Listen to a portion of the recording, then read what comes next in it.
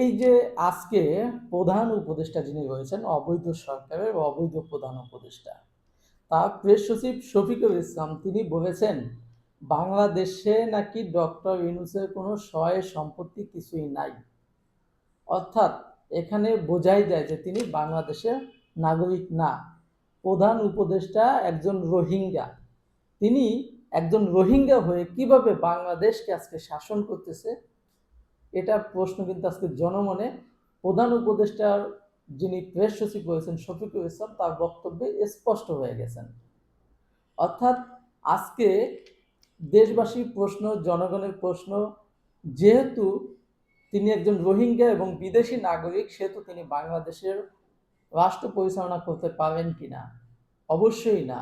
সেটা মির্জা আব্বাস কিন্তু আজকে বলেছেন, আপনি বিএনপির একজন স্থায়ী কমিটির সদস্য।